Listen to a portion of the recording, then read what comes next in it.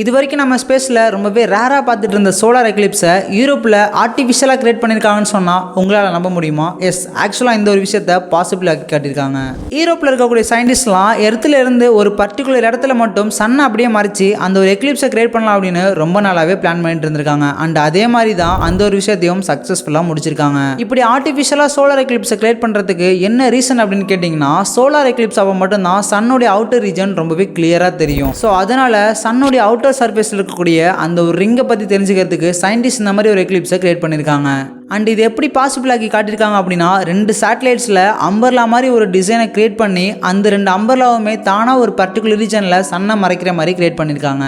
And இந்த ஒரு விஷயத்தை அவங்க பாசிபிள் ஆக்கி காட்டின நாள் இந்த மாதம் 16ஆம் தேதி, இதே 2025 தான். பட் நம்மள நிறைய பேருக்கு இவ்வளோ பெரிய விஷயம் நடந்ததே தெரியாது. ஸோ இதே மாதிரி உங்களுக்கு தெரியாத ஏகப்பட்ட விஷயத்தை டெய்லியுமே பார்க்கணும் அப்படின்னா நம்மளோட சேனலை சப்ஸ்கிரைப் பண்ணிவிட்டு உங்களுடைய ஃப்ரெண்ட்ஸ்க்கும் ஷேர் பண்ணிவிடுங்க.